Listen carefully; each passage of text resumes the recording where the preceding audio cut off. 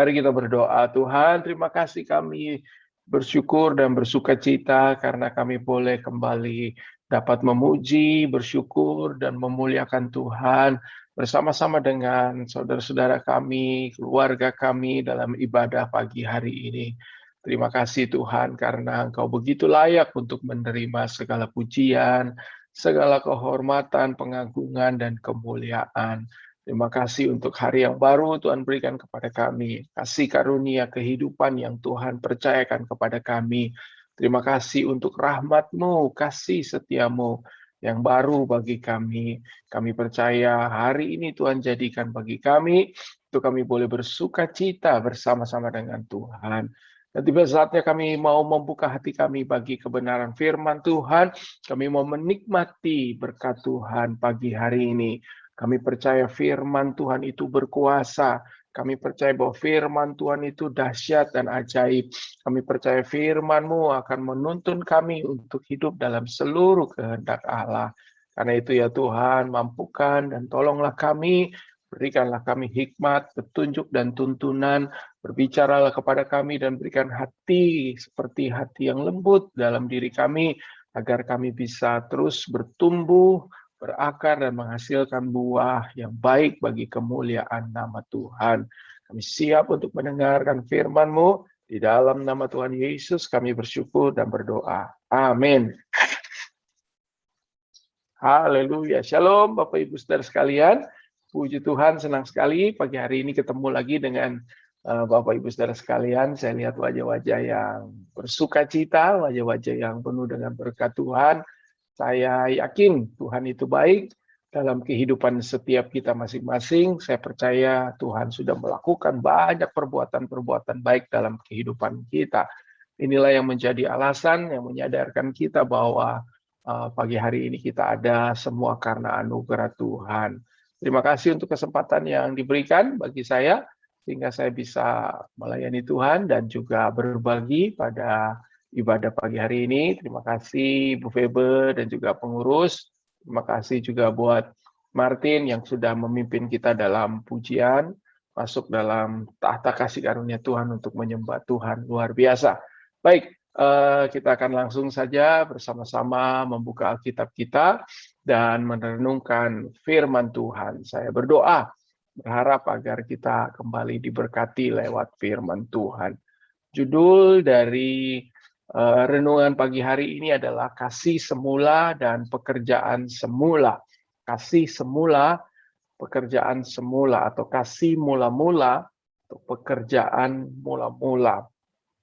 Atau dalam Alkitab yang kita baca dijelaskan dalam terjemahan yang lain dikatakan kasih yang pertama dan pekerjaan yang pertama atau perbuatan yang pertama. Wahyu 2 ayat 2 sampai 7. Wahyu pasalnya yang kedua ayat 2 sampai dengan ayatnya yang ke-7. Saya tentu mengajak Bapak Ibu Saudara untuk memperhatikan kalimat atau ayat-ayat firman Tuhan, karena dari sinilah kita akan menemukan dan menerima berkat Tuhan. Wahyu 2 ayat 2 sampai 7. Demikian firman Tuhan saya bacakan. Aku tahu ayat firman Tuhan ini adalah wahyu atau pesan Tuhan Yesus secara khusus kepada jemaat di Efesus. Jemaat yang luar biasa, jemaat yang diberkati oleh Tuhan. Pesan Tuhan kepada beberapa jemaat di dalam kitab Wahyu itu ditujukan betul secara spesifik kepada jemaat-jemaat yang ada pada saat itu. Tetapi ketika kita mengenakannya atau menempatkannya dalam kehidupan bergereja atau kehidupan kita sebagai orang Kristen, orang percaya, anak Tuhan, umat tebusan, maka dari pesan-pesan ini kita bisa menemukan ada hal-hal yang sangat spesifik, yang sangat berguna buat kita. Dan apa yang kita akan dapatkan dari pesan Tuhan terhadap jemaat Efesus ini akan menolong kita untuk menemukan hal-hal yang perlu untuk kita perbaiki, untuk kita koreksi, untuk kita tobatkan, atau untuk membuat kita bertobat. Sebab jemaat Efesus juga ini merupakan gambaran kehidupan kita masing-masing yang perlu untuk kita ambil atau kita pelajari. Bapak Ibu Saudara, pesan ini merupakan pesan pewahyuan dan pesan yang secara spesifik merupakan teguran kepada jemaat Efesus. Tentu kita tahu bahwa ini merupakan pesan yang menegur jemaat di Efesus. Dan ini juga merupakan pesan yang ditujukan kepada setiap kita untuk menegur setiap kita. Dan alangkah baiknya jika kita punya hati yang lembut, membuka hati untuk pesan Tuhan, karena kita tahu kalau Tuhan menegur kita, maka ini bukti bahwa Tuhan itu sungguh amat mengasihi kita. Tuhan ingin menyelamatkan kita, Tuhan ingin membuat segala rancangannya terjadi dan tergenapi di dalam kehidupan kita. Jemaat Efesus dikatakan bahwa mereka telah melakukan perbuatan-perbuatan yang benar. Dari ayat-ayat yang kita baca, paling tidak saya menemukan ada perbuatan-perbuatan jemaat di Efesus yang dipuji, yang juga dinyatakan oleh Tuhan. Yang pertama, mereka adalah orang-orang yang rajin. Mereka adalah jemaat yang rajin. Kalau hari ini Bapak Ibu Saudara adalah jemaat yang rajin, hamba Tuhan yang rajin, puji Tuhan, itu perbuatan-perbuatan benar yang dipuji oleh Tuhan. Saya memberi apresiasi kepada Bapak Ibu Saudara yang setiap hari tidak pernah absen untuk ikut doa pagi, ya. Di sini luar biasa. Saya melihat wajah-wajah Bapak Ibu Saudara, saya yakin setiap hari Bapak Ibu Saudara hadir. Dan kalau Bapak Ibu Saudara rajin untuk lakukan itu adalah sesuatu yang sangat terpuji. Yang kedua, jemaat Efesus adalah tekun Bapak Ibu Saudara. Bukan hanya sekadar rajin, tetapi tekun, persistence. Mereka bisa saja lemah, tetapi mereka bangkit lagi. Mereka bisa saja melakukan kesalahan, tetapi mereka bangkit lagi. Nah, ini juga merupakan perbuatan yang baik yang bisa kita pelajari. Saya juga yakin bahwa Bapak Ibu Saudara kita semua belajar untuk menjadi orang-orang yang tekun, yang terus melakukan segala sesuatu dengan konsisten, dengan setia, Bapak Ibu Saudara. Ia juga dikatakan jemaat Efesus sebagai jemaat yang sabar. Sabar itu penting. Hari-hari ini ada banyak orang namanya sabar, tapi nggak pernah sabar. Ada banyak pelajaran tentang kesabaran, tetapi kita menjadi orang-orang yang tidak sabar. Padahal sabar itu merupakan atribut yang baik, perbuatan yang baik. Alkitab juga mencatat bahwa jemaat Efesus adalah jemaat yang tegas. Mereka diperhadapkan dengan rasul-rasul yang palsu. Mereka menguji, mereka menemukan, mereka menyelidiki apa yang salah, dan mereka telah menemukan bahwa mereka adalah rasul-rasul yang palsu, pengajaran-pengajaran yang palsu. Nah, lalu kemudian mereka disebut sebagai jemaat yang tidak menyerah atau tidak mengenal lelah, Bapak Ibu Saudara. Ini kan luar biasa. Ini menunjukkan bahwa jemaat Efesus sudah melakukan perbuatan-perbuatan yang benar, melakukan perbuatan-perbuatan yang baik. Namun Tuhan menegur mereka dengan keras, bahkan Tuhan berkata, Tuhan akan mengambil kaki Dian dari tempatnya. Tuhan akan mengambil kaki Dian mereka di tempatnya. Nah, Bapak Ibu saya dikasih oleh Tuhan, ini pelajaran buat setiap kita. Kalaupun kita mau merenungkan apa yang terjadi sejak pandemi ini, Bapak Ibu, selama 2 tahun kita alami, sebetulnya kita bisa menarik sebuah pelajaran yang penting, bahwa ternyata keadaan pandemi ini juga merupakan bentuk teguran buat setiap kita. Kenapa? Karena kita bisa saja berkata bahwa sebagai hamba Tuhan, sebagai orang yang melayani Tuhan, sebagai seorang aktivis, kita sudah melakukan banyak perbuatan-perbuatan yang baik, banyak perbuatan-perbuatan yang benar. Kita sudah aktif dalam aktivitas-aktivitas yang rohani, Bapak Ibu Saudara. Tetapi kenapa diizinkan Tuhan sebuah peristiwa yang cukup panjang harus kita lalui sehingga kita sudah melewati berbagai-bagai situasi yang mengerikan dalam kehidupan kita, baik secara pribadi, keluarga, maupun secara global, untuk mengingatkan kepada kita bahwa Tuhan yang mengasihi kita, Tuhan yang memang memberikan catatan tentang perbuatan-perbuatan yang baik, tetapi Tuhan kita adalah Tuhan yang juga menegur kita. Ada hal-hal yang penting untuk disingkapkan. Kita harus tahu bahwa wahyu atau kitab wahyu atau kata wahyu sendiri adalah bertujuan untuk menyingkapkan sesuatu. Jadi kalau kita melihat segala situasi termasuk pandemi yang kita alami atau hal-hal kecil yang terjadi dalam kehidupan kita, itu adalah bertujuan untuk menyingkapkan sesuatu. Kita tahu bahwa selama ini protokol kesehatan adalah sesuatu yang tidak kita pikirkan. Tetapi pandemi ini mengingatkan kepada kita bahwa ada yang disingkapkan, yaitu pentingnya protokol kesehatan misalnya. Dan yang paling penting, bahwa wahyu ini menyingkapkan kebenaran, menyingkapkan Kristus di balik segala perbuatan dan anugerah Allah. Nah, karena itu apa yang dicela? sehingga Tuhan berkata akan mengambil kaki dian mereka dari tempatnya. Yang pertama yang mereka tinggalkan adalah kasih yang semula. Kita tahu mereka juga meninggalkan perbuatan yang semula. Jadi kalau kita lebih teliti lagi melihat teguran ini, pesan ini, Wahyu pasal yang kedua ini, dikatakan aku mencela engkau karena engkau telah meninggalkan kasih yang semula. Lalu kemudian dikatakan apa? Lakukan lagi perbuatan semula yang telah engkau lakukan. Berarti di sini ada kasih yang mula-mula dan juga ada perbuatan yang mula-mula. Kita seringkali melihat ayat ini hanya berpikir bahwa lakukan lagi yang ditegur adalah kasih yang semula. Tidak salah, tetapi ini merupakan sebuah gabungan kasih yang semula dan juga perbuatan atau pekerjaan yang semula. Nah, pertanyaannya, apakah itu kasih yang semula dan apa itu perbuatan yang semula? Secara spesifik memang ini ditujukan kepada jemaat Efesus. Karena itu kita akan belajar dari Alkitab apa yang menjadi kasih yang semula dan perbuatan yang semula terhadap jemaat Efesus. Karena itu saya ingin kita buka sebentar satu ayat firman Tuhan yang menjadi pelajaran buat kita dalam Kisah Para Rasul 19 ayat 8 sampai ayat yang 10. Ini adalah cerita tentang jemaat Efesus. Jadi kalau Bapak Ibu Saudara baca Kisah 19, maka ini bicara tentang sejarah atau asal mula tentang jemaat di Efesus. Dan ada beberapa catatan yang dicatat dalam Alkitab yang membuat kita bisa belajar apa sih yang mula-mula dilakukan oleh jemaat di Efesus, apa sih yang dilakukan oleh jemaat Efesus pada awalnya. Kisah 19 ayat 8 sampai 10. Kisah 19 ayat 8 sampai 10 ada di layar sehingga Bapak Ibu Saudara bisa membacanya. Ayat 8 dikatakan, selama 3 bulan Paulus mengunjungi rumah ibadat di situ. Kalau Bapak Ibu Saudara baca dalam perikop Alkitab, buku Alkitab gitu ya, yang berupa tertulis di atas perikopnya adalah Paulus di Efesus atau jemaat Efesus. Selama 3 bulan Paulus mengunjungi rumah ibadat di situ. Jadi 3 bulan Paulus di situ di sinagoga, rumah ibadat di Yahudi, sinagoga, dan mengajar dengan berani. Oleh pemberitaannya ia berusaha meyakinkan mereka tentang kerajaan Allah. Tetapi ada beberapa orang yang tegar hatinya. Mereka tidak mau diyakinkan, malahan mengumpat jalan Tuhan di depan orang banyak.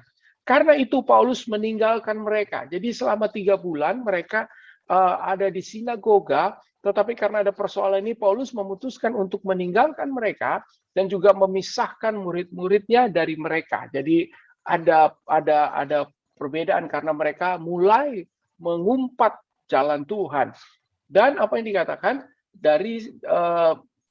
dan memisahkan murid-muridnya dari mereka dan setiap hari berbicara di ruang kuliah Tiranus. Jadi mereka pindah tempat, Bapak Ibu Saudara. Dari sinagoga mereka pindah ke ruang kuliah Tiranus. Hal ini dikatakan dilakukannya 2 tahun lamanya sehingga semua penduduk Asia mendengar firman Tuhan, baik orang Yahudi maupun orang Yunani. Jadi ternyata yang terjadi awal-awal terhadap jemaat Efesus ini adalah sesuatu yang luar biasa. Dikatakan setiap hari mereka mendengarkan pengajaran selama 2 tahun, Bapak Ibu Saudara. Bayangin, ini orang model apa yang 2 tahun, selama 2 tahun dan setiap hari berturut-turut mendengarkan pengajaran, berkumpul dan mendengarkan pengajaran firman Tuhan. Saya yakin ini sesuatu yang dahsyat, ini sesuatu yang luar biasa. Kalau saya mau tanya nih, kita sudah 2 pagi berapa lama ini?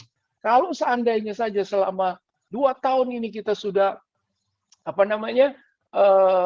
tahun selama pandemi ini kita harus Zoom online, lalu kemudian kita setiap hari mendengarkan firman Tuhan, belajar, Bapak Ibu Saudara, ini mirip-mirip keadaannya. Jadi mereka itu 2 tahun setiap hari dikatakan. Berarti ini intens banget. Ini kalau kuliah ini udah master nih Bapak Ibu Saudara ya. 2 tahun mereka belajar firman Tuhan. Mereka dengan setia melakukan itu di tengah tekanan. Dan ini merupakan dasar dan sejarah tentang jemaat di Efesus Bapak Ibu Saudara. Setelah itu jemaat ini berkembang. Sehingga pada kitab Wahyu Tuhan memuji mereka. Oleh karena apa yang mereka lakukan ini sehingga mereka melakukan perbuatan-perbuatan yang benar, perbuatan-perbuatan yang baik yang dipuji oleh Tuhan. Tetapi Tuhan mencela mereka kenapa? Karena mereka telah meninggalkan kasih dan perbuatan yang semula. Dan apa kasih dan perbuatan yang semula? Apa yang dicela Tuhan? Yang dicela oleh Tuhan, belajar dari sejarah jemaat di Efesus adalah mereka itu awalnya sangat mencintai firman Tuhan. Sama-sama bilang sama saya, sangat mencintai firman Tuhan. Amin. Mereka sangat mencintai firman Tuhan. 2 tahun setiap hari mereka berkumpul, mendengar, mempelajari firman Tuhan. Bapak Ibu saudara dikasih oleh Tuhan, ini sebuah teguran buat kita. Apakah kita benar-benar masih mempunyai cinta, passion, gairah akan firman Tuhan? Dan ini sangat penting. Kalau kita mungkin mengingat dulu awal-awal kita bertobat, kalau kita mengingat dulu mungkin awal-awal kita cinta Tuhan, bergairah untuk Tuhan, mulai aktif dalam pelayanan. Saya percaya ini situasi yang pasti terjadi buat setiap kita. Kita itu benar-benar cinta sama firman Tuhan. Kita itu rajin baca Alkitab, kita itu selidiki firman Tuhan.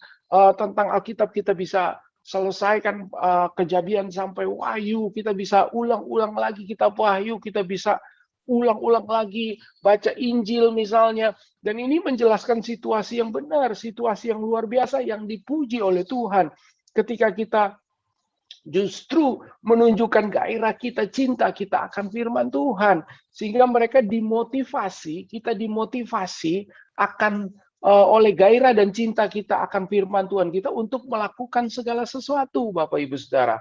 Jadi latar belakang atau sejarah jemaat Efesus tentang perbuatan dan kasih semula yang mereka lakukan adalah mereka menunjukkan sebuah gairah dan cinta yang luar biasa terhadap firman Tuhan. Mereka itu dimotivasi, digerakkan oleh gairah atau cinta akan firman Tuhan ini untuk melakukan perbuatan-perbuatan yang baik. Dan inilah yang dipuji, inilah yang ternyata sudah tidak ada lagi terhadap jemaat di Efesus. Nah, karena itu Bapak Ibu Saudara, kita akan belajar tentang hal ini, dan ini biar menjadi teguran buat setiap kita. Firman Tuhan berkata bahwa iman tanpa perbuatan adalah mati. Tetapi kita juga harus mengetahui ada hal yang juga mirip tentang hal itu, yaitu kasih tanpa perbuatan adalah mati. Itu berarti kasih merupakan sesuatu yang penting. Pesan atau hukum Tuhan adalah kasihilah Tuhan Allahmu dengan segenap hatimu, lalu kemudian kasihilah sesamamu manusia seperti engkau mengasihi dirimu sendiri, seperti Tuhan mengasihi umatnya. Dan ini merupakan gambaran bahwa ternyata kasih ini penting sebab ini menggerakkan segala sesuatu. Kasih menggerakkan segala sesuatu. Berarti Bapak Ibu Saudara, kita punya kesimpulan persoalan jemaat di Efesus, persoalan gereja di Efesus, atau mungkin juga persoalan buat setiap kita adalah, yang pertama mereka melakukan kegiatan yang baik, itu karena memang adalah sesuatu yang benar untuk dilakukan. Saya ulangi sekali lagi. Jadi mereka melakukan sesuatu yang baik atau pekerjaan yang baik itu karena memang itu adalah sesuatu yang benar untuk dilakukan. Nah, ini tidak sepenuhnya benar. Saya ulangi sekali lagi ya, ini memang kalau pagi-pagi belum sarapan kita pasti udah lapar nih Bapak Ibu Saudara ya. Jadi saya ulangi, kalau kita melakukan segala sesuatu karena memang itu adalah sesuatu yang benar untuk dilakukan, itu ternyata belum cukup Bapak Ibu Saudara. Saya ulangi sekali lagi ya, perhatikan kalimat saya. Jadi kalau kita melakukan sesuatu yang baik, pekerjaan yang baik karena itu adalah sesuatu yang memang benar untuk dilakukan, itu tidak cukup Bapak Ibu Saudara. Itu tidak cukup. Kenapa? Karena itu bisa membuat perspektif yang keliru tentang keberhasilan. Membuat perspektif yang keliru tentang kesuksesan Bapak Ibu Saudara. Kalau ada sesuatu yang bisa bekerja dengan baik, bukan berarti itu pasti benar. Saya ulangi sekali lagi. Bukan berarti kalau semua berjalan dengan baik, bahwa itu semua benar, Bapak Ibu Saudara. Iya kan? Kita kan tahu bahwa ada banyak hal yang dalam estimasi atau perkiraan manusia bisa berjalan dengan baik.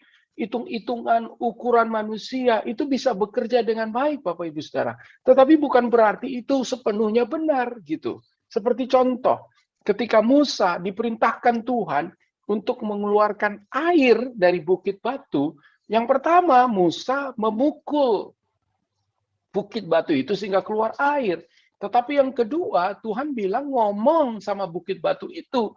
Tetapi yang terjadi adalah Musa malah tetap memukul bukit batu itu. Dan yang luar biasanya adalah air tetap keluar, Bapak Ibu Saudara. Air tetap keluar. Jadi memang itu berjalan dengan baik, tetapi bukan berarti itu adalah benar. Bahkan kita tahu bahwa Tuhan menegur Musa dengan keras dan berkata bahwa Musa telah menghina kemuliaan Tuhan, kekudusan Tuhan, dan tidak diizinkan Tuhan untuk masuk ke dalam tanah perjanjian. Lihat di sini Bapak Ibu Saudara, melakukan sesuatu yang benar karena memang itu memang sesuatu yang benar untuk dilakukan, bukan berarti itu sepenuhnya benar Bapak Ibu Saudara. Ya kan? Mungkin ini bingung kalimat saya. Tetapi saya berharap Bapak Ibu Saudara mengerti, kalau kita bisa melayani Tuhan, kalau kita bisa melakukan aktivitas-aktivitas yang memang biasa kita lakukan gitu, apalagi saya, apalagi kita yang melayani Tuhan, kita bisa melakukan sesuatu pekerjaan yang baik gitu, kegiatan-kegiatan sosial, kegiatan-kegiatan pelayanan kita bisa melakukannya dengan baik karena memang itu sesuatu yang benar untuk kita lakukan. Tetapi itu belum tentu benar Bapak Ibu Saudara. Kenapa? Karena kita bisa punya perspektif yang salah. Jangan Bapak Ibu Saudara kita terlalu terlalu naif gitu dan berpikir bahwa misalnya kalau ada sesuatu yang kelihatannya baik, bekerja dengan baik, kalau kelihatannya semuanya baik-baik saja lalu kemudian itu dalam keadaan yang benar. Tidak Bapak Ibu Saudara, saya percaya pandemi ini telah benar-benar mengajar kepada kita bahwa Tuhan bisa menegur kita. Bisa saja pelayanan kita terlihat baik, bisa saja gereja kita kelihatan baik, bisa saja keluarga kita kelihatan baik, tetapi Bapak Ibu Saudara, ternyata ada yang ingin disingkapkan oleh Tuhan bahwa yang jadi persoalannya adalah tidak ada lagi gairah atau cinta kita kepada Tuhan yang menggerakkan untuk kita melakukan itu. Kasih tanpa perbuatan adalah mati. Sama seperti iman tanpa perbuatan adalah mati. Siapakah Tuhan itu? Yohanes 1 yang bilang bahwa pada mulanya adalah firman, firman itu bersama-sama dengan Allah, firman itu adalah Allah, dan firman menjadi manusia. Berarti Tuhan atau Allah adalah firman. Dan firman itu sama dengan Allah. Allah itu sama dengan firman. Mencintai Tuhan itu berarti mencintai firman Tuhan. Tuhan Yesus berkata, jika engkau mengasihi aku, engkau akan melakukan firman-Ku. Nah, sangat jelas berarti justru yang dikehendaki oleh Tuhan terhadap jemaat Efesus kepada setiap kita dengan teguran ini adalah mau supaya kita itu bertobat dan kembali lagi mengingat cinta kita yang mula-mula, cinta pertama kita, perbuatan pertama kita. Dan ini ditunjukkan kepada jemaat Efesus bahwa mereka saking cintanya akan Tuhan dan cintanya akan firman Tuhan. 2 tahun setiap hari mereka merenungkan, mereka belajar tentang firman Tuhan. Kalau Bapak Ibu sudah tanya, apa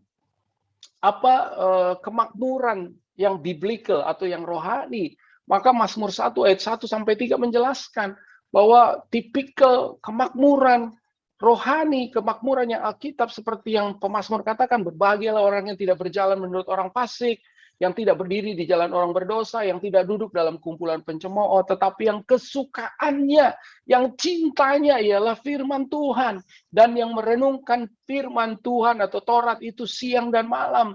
Jadi bukti gairah cinta kita kepada Tuhan ditunjukkan terhadap gairah dan cinta kita untuk merenungkan, meditasi, dan juga melakukan firman Tuhan siang dan malam, Bapak Ibu Saudara. Ia seperti pohon yang ditanam di tepi aliran air, yang menghasilkan buahnya pada musimnya, dan yang tidak layu daunnya, apa saja yang diperbuatnya berhasil. Ini adalah keberhasilan biblical. Ini adalah kesuksesan Alkitabiah. Dan ini dihasilkan dari kecintaan kita akan firman Tuhan, dari kesukaan kita akan firman Tuhan. Bapak Ibu Saudara yang dikasihi oleh Tuhan, kalau kita sudah berdoa, kenapa kita berdoa? Kita punya alasan, kita berdoa karena berdoa adalah sesuatu yang benar untuk dilakukan. Fine, good. Kenapa kita melayani Tuhan? Karena melayani Tuhan adalah perbuatan yang benar yang memang harusnya kita lakukan. Itu semua harus kita lakukan dan seharusnya memang kita lakukan. Tetapi Tuhan mau ada passion-nya, Tuhan mau ada cintanya kepada Tuhan dan kepada firman-Nya, dan itu yang akan menghasilkan sesuatu yang luar biasa. Sesuatu yang benar-benar dikehendaki oleh Tuhan. Itu berarti jika kita ingin melakukan sesuatu yang memang benar untuk dilakukan, bukan berarti kita sudah melakukannya dengan benar. Itu tergantung dari motivasi, dari gairah, dari passion yang ada di dalam hati kita. Ingat bahwa Alkitab menyebut ada 3 elemen penting: iman, pengharapan, dan kasih. Dan jelas sekali dikatakan bahwa kasih lebih besar dari iman. Kasih lebih besar dari pengharapan. Betul nggak? Makanya kasih itu penting. Lebih besar dari iman. Kita bisa melakukan segala sesuatu dengan iman. Baik sekali. Berdoa dengan iman. Kita juga melayani dengan iman. Kita juga bisa berharap dengan iman. Tetapi Tuhan juga menghendaki agar kita berdoa dengan kasih, melayani dengan kasih, melakukan segala sesuatu dengan kasih. Dan kasih lebih besar daripada iman, kata firman Tuhan. Dari segala karunia, dari segala pekerjaan-pekerjaan baik. Kenapa? Karena tanpa kasih kepada Tuhan, Bapak Ibu Saudara, maka bisa terlihat motivasi dan gairah yang berbeda, Bapak Ibu Saudara. Yang menilai apa yang kita lakukan adalah Tuhan. Betul? Kita bisa saja tampil dan melakukan perbuatan-perbuatan yang baik dan benar. Tetapi motivasi, gerakan, passion yang ada dalam hati kita, Tuhan yang melihat, Bapak Ibu Saudara. Oleh sebab itu Tuhan mau supaya ini dikoreksi, ini diterangi gitu. Supaya kita tuh benar-benar punya hati yang passionnya, cintanya kepada Tuhan dan firman-Nya, itulah yang memotivasi kita melakukan apa yang benar. Ini diingatkan lagi kepada jemaat Efesus, ini diingatkan lagi kepada kita untuk kembali kepada kasih yang semula dan pekerjaan dan perbuatan yang semula, yaitu apa? Yaitu cinta akan Tuhan, cinta akan firman-Nya. Sehingga itu yang memotivasi kita untuk melakukan segala sesuatu. Bapak Ibu Saudara tahu istilah tentang jatuh cinta kan? Gitu ya kan? Waktu jatuh cinta, waduh, kata orang tuh, kayak kucing rasa coklat, kata orang gitu ya kan, Bapak Ibu Saudara. Segala sesuatu dilakukan dengan cinta, segala sesuatu dilakukan karena sayang. Yang ada dalam pikiranku cuma kamu, yang ada di hatiku cuma kamu, dan segala sesuatu benar-benar menunjukkan bahwa cinta akan Tuhan itu merupakan sesuatu yang baik. Nah, lalu kemudian ada peringatannya, dikatakan apa? Kaki Dian akan diambil. Bapak Ibu Saudara, ini berbahaya. Ini berbahaya. Ini seperti sebuah ancaman yang baik, Bapak Ibu Saudara, bahwa kalau kita tidak kembali melakukan perbuatan dan kasih yang semula, maka kaki Dian akan diambil. Apa sih artinya kaki Dian akan diambil? Apa sih maknanya kaki Dian akan diambil? Nah, ini bisa menjadi perenungan kita, Bapak Ibu Saudara. Penting. Betul, ini adalah istilah. Tetapi ada maknanya. Apa artinya kaki Dian akan diambil? Yang pertama, Bapak Ibu Saudara, saya pelajari di sini. Kalau kaki Dian diambil, itu artinya gelap. Sama-sama bilang sama saya, gelap. Nah, itu ada istilahnya awah gelap gitu ya, Bapak Ibu Saudara ya. Jadi kalau kaki Dian diambil berarti apa? Gelap. Apa artinya gelap? Gelap itu berarti sesuatu yang buruk, yang menakutkan, yang akan menguasai. Iblis adalah kegelapan. Dunia adalah kegelapan. Dosa adalah kegelapan. Jadi syarat sekali Bapak Ibu Saudara, kaki Dian diambil membuat kita bisa dikuasai oleh 3 hal elemen musuh kita terbesar, yaitu iblis, dunia, dan dosa. Ya, ada banyak sekali hal-hal yang gereja lakukan atau orang Kristen lakukan dalam maksud kelihatannya berhasil, sukses, tetapi Bapak Ibu Saudara tidak dimotivasi dengan cinta akan Tuhan. Dan inilah yang menjadi teguran Tuhan buat setiap kita. Kelihatannya gereja, kita, pelayanan, melakukan apa yang benar, tetapi motivasi kita ternyata keliru. Dan Tuhan menegur kita, jangan sampai kaki Dian kita diambil dari tempatnya yang seharusnya. Sehingga gelap, Bapak Ibu Saudara. Yang kedua, apa artinya kaki Dian diambil? Kaki Dian diambil itu artinya tidak ada lagi yang namanya iluminasi. Tidak ada lagi pencerahan. Tidak ada pewahyuan, Bapak Ibu Saudara. Dari mana kita dapat hikmat? Dari mana kita dapat pewahyuan? Dari mana kita dapat pencerahan? Dari firman Tuhan, Bapak Ibu Saudara. Kalau kaki Dian diambil, maka tidak ada lagi hikmat, tidak ada lagi pengertian, tidak ada iluminasi, tidak ada pewahyuan, tidak ada pencerahan. Dan kita bisa binasa. Alkitab katakan umat yang tidak mengenal Allah, tidak punya visi, tidak punya pengertian, tidak punya kebenaran, mereka akan binasa. Dan ini berbahaya, Bapak Ibu Saudara. Kalau tidak ada pewahyuan, kalau tidak ada penyingkapan kepada kita, ini merupakan sesuatu yang berbahaya. Nah, Bapak Ibu Saudara, agak padat pembahasan saya. 1 Petrus 2 ayat 2 menjadi nasihat terakhir buat setiap kita. 1 Petrus 2 ayat 2 berkata, dan jadilah sama seperti bayi yang baru lahir. Ini nasihat firman Tuhan. Jadilah sama seperti bayi yang baru lahir, yang selalu ingin akan air susu yang murni, yang murni dan yang rohani, katanya. Supaya olehnya kamu bertumbuh dan beroleh keselamatan. Jadi firman Tuhan menasihatkan, jadilah seperti bayi yang baru lahir, selalu ingin air susu yang murni. Ini merupakan bentuk gambaran bahwa kita harus punya gairah selalu untuk mencintai firman Tuhan, karena seringkali Alkitab menyimbolkan firman dengan susu. Susu adalah simbol dari kebenaran firman Tuhan. Nah, karena itu Bapak Ibu Saudara yang dikasihi oleh Tuhan, Tuhan mau kita memiliki gairah itu kembali, cinta itu kembali.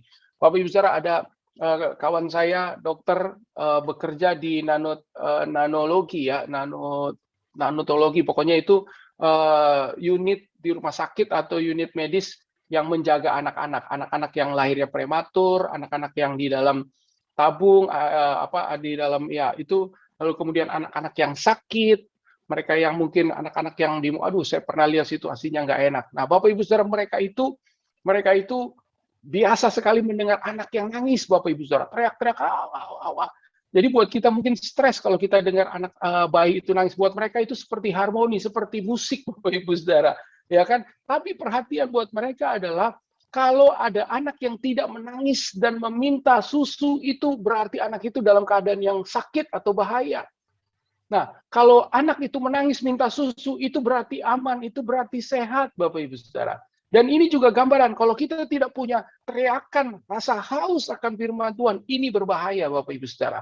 Justru kalau kita berteriak, mau firman, kita haus, kita lapar, inilah yang sehat. Amin, Bapak Ibu Saudara. Ingat tentang Maria dan Marta. Tuhan menegur Marta dan bilang, kamu sibuk dengan segala perkara. Hanya Maria, ia mengambil bagian yang tidak bisa diambil oleh siapapun. Ia mendengarkan firman Tuhan, ia menunjukkan gairah akan cinta Tuhan. Bapak Ibu Saudara yang dikasihi oleh Tuhan, mari kita responi firman Tuhan ini. Kita ingat bahwa kita harus kembali kepada kasih dan juga perbuatan yang semula, yaitu cinta akan firman Tuhan. Cinta akan Tuhan yang diwujudkan melalui cinta akan firman Tuhan. Amin buat firman Tuhan. Mari kita menaikkan doa yang diajarkan oleh Tuhan Yesus bersama-sama. Bapa kami yang di surga, dikuduskanlah namamu, datanglah kerajaanmu, jadilah kehendakmu di bumi seperti di surga. Berikanlah kami pada hari ini makanan kami yang secukupnya, dan ampunilah kami akan kesalahan kami, seperti kami juga mengampuni orang yang bersalah kepada kami. Dan janganlah membawa kami ke dalam pencobaan, tetapi lepaskanlah kami daripada yang jahat. Karena Engkau-lah yang punya kerajaan dan kuasa dan kemuliaan sampai selama-lamanya. Amin. Mari arahkan hati kita kepada Tuhan, dan pandanglah Tuhan, pandanglah kasih, anugerah yang juga akan menuntun kita untuk mengasihi Tuhan, memotivasi diri kita untuk melakukan segala ketaatan kita kepada Tuhan, perbuatan-perbuatan yang benar atas dasar kasih yang murni, yang tulus kepada Tuhan. Dan terimalah berkat Tuhan, yaitu kasih karunia, berkat, perlindungan, keselamatan yang sempurna dari Bapa kita di dalam Kristus, yang telah mati dan karya penebusannya nyata buat setiap kita melalui penyertaan dan persekutuan yang manis dengan Roh Kudus yang akan terus menyertai kehidupan kita sepanjang hari ini, bahkan sampai Maranatha Kristus datang menjemput kita semua. Yang diberkati, mari bersama-sama kita katakan, amin. Puji Tuhan.